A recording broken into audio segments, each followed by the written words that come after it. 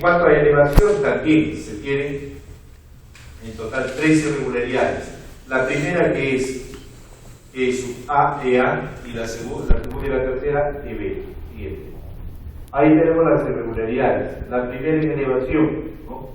Cuando la rigidez, se castiga con 0,9, de un piso determinado es menor a 0,8 en promedio de los 3 pisos superiores. Se castiga como irregular. 0,9. Cuando la masa de un piso es mayor que el 50%, 1,5 se puede decir, es mayor de 1,5, ¿no? de la masa o peso del piso superior o del piso inferior, también estamos en una irregularidad de masa o de peso, ¿no?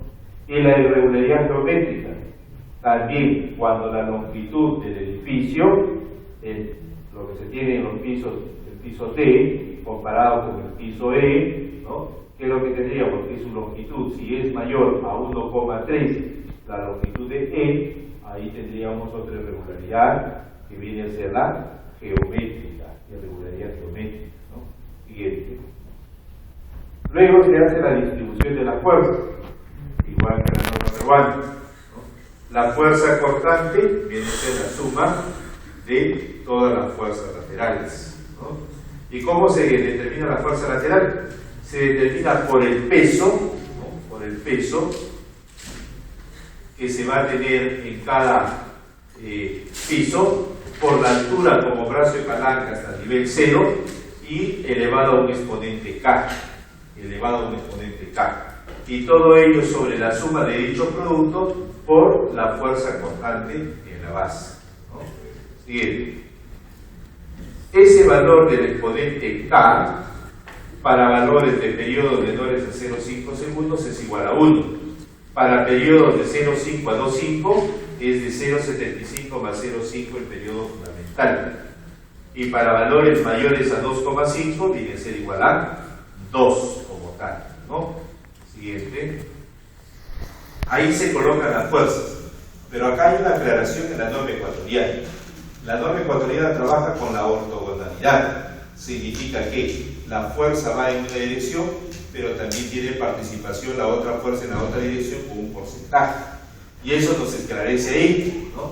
Una concurrencia simultánea del 100% de las fuerzas sísmicas en una dirección y el 30% en la dirección perpendicular. Es decir, si yo voy como signo en X, lo que voy a hacer, ¿qué cosa es? Signo en X, ¿no? Voy a ir 100% de la fuerza en X y le adiciono el 30% de la fuerza en Y para ese piso, y así sigo con cada uno de los pisos. Siguiente. La torsión se considera una excentricidad accidental del 5% en ambas direcciones, igual que la norma peruana. Siguiente.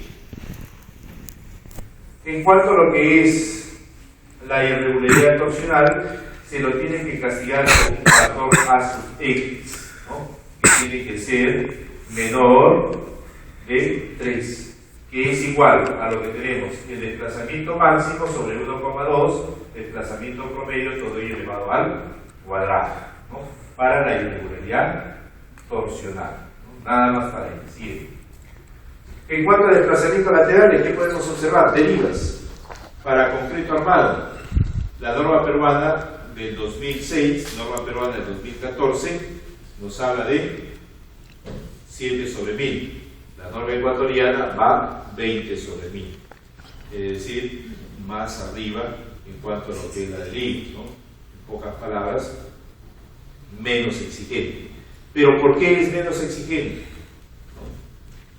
Porque simplemente tiene secciones agrietadas, castiga un poco más a lo que son las irregularidades como tal, ¿no? Entonces eso está compensado con estos factores de derivas. Para mampostería o albañilería de 10 sobre 1000. En cuanto a los desplazamientos laterales, también considera el 75% del factor R, 75% de R, por el desplazamiento elástico, ¿no? Por el desplazamiento elástico. Siguiente. Esto es importante, el efecto P delta, para lo que es la pérdida de estabilidad, ¿no? En la pérdida de estabilidad por el efecto P delta se calcula un coeficiente o índice de estabilidad, que es el peso por el desplazamiento sobre el cortante por la altura respectiva que se va a tener, ¿no? Siguiente, del piso, y se hace piso por piso.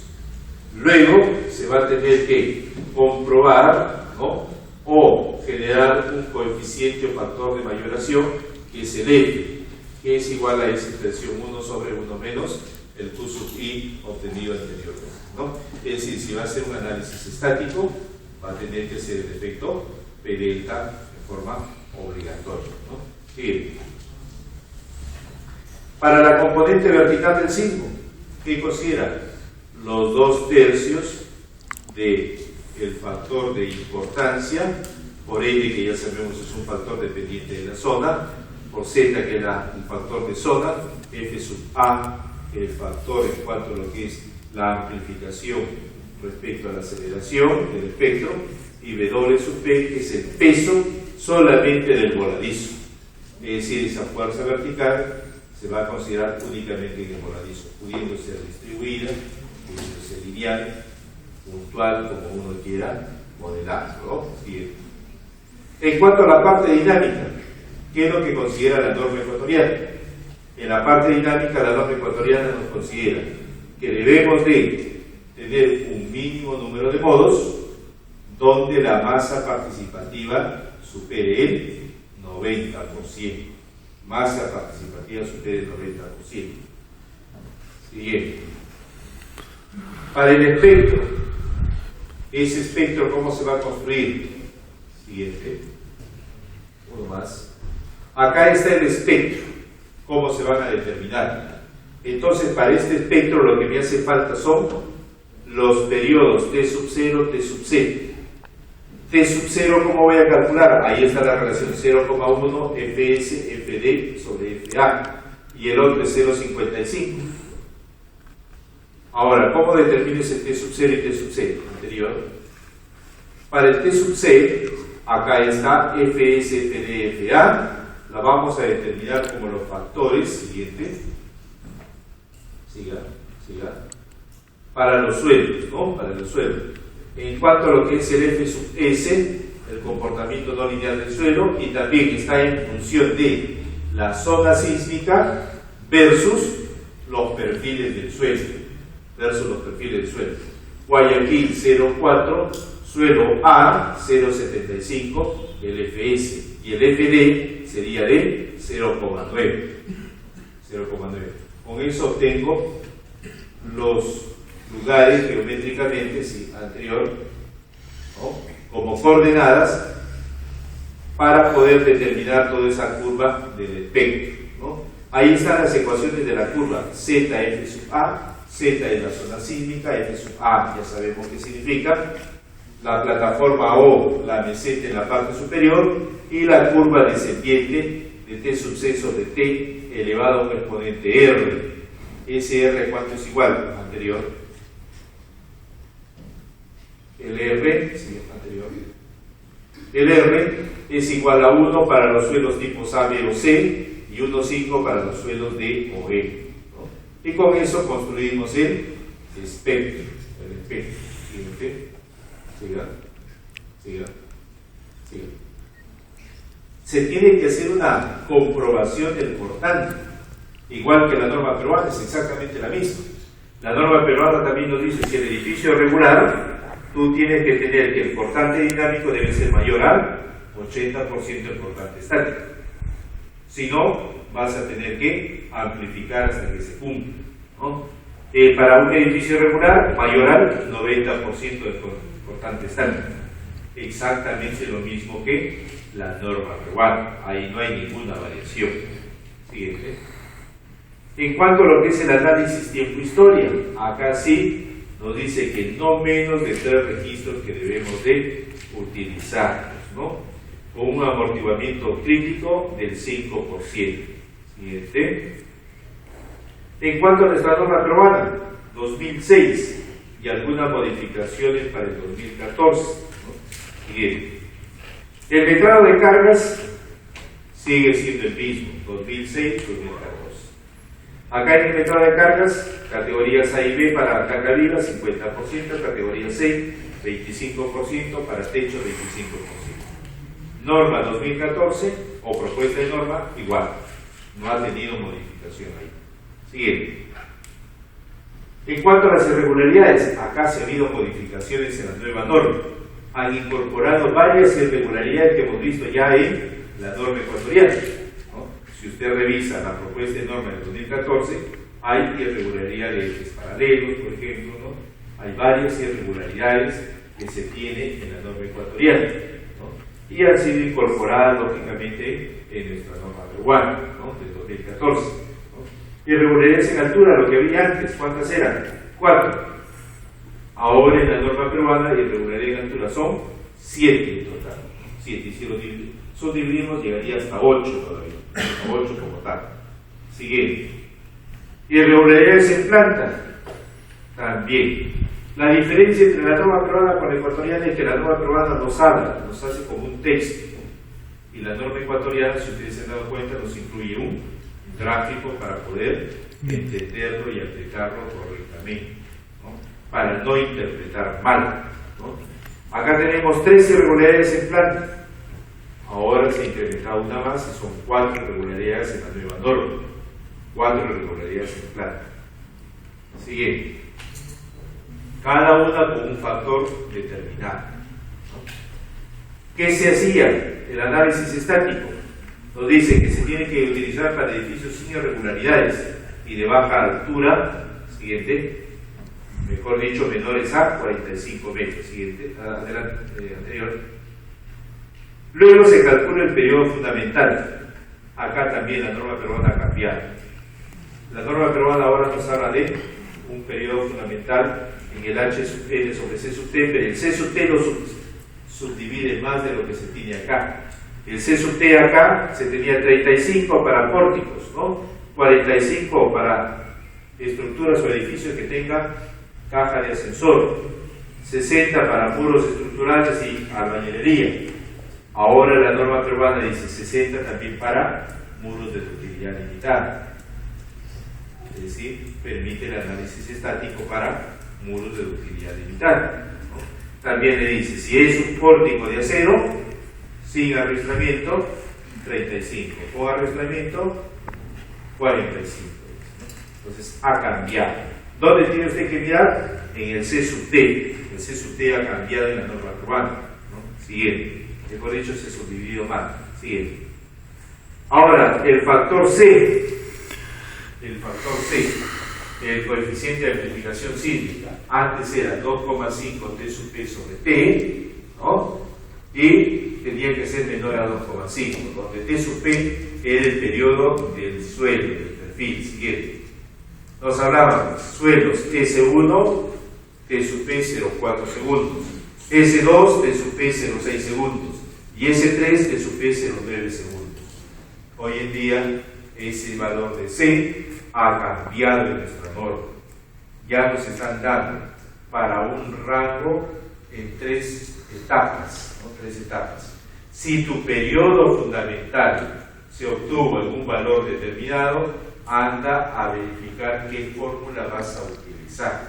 Entonces ahí tienes que tener cuidado con la nueva norma, ¿no?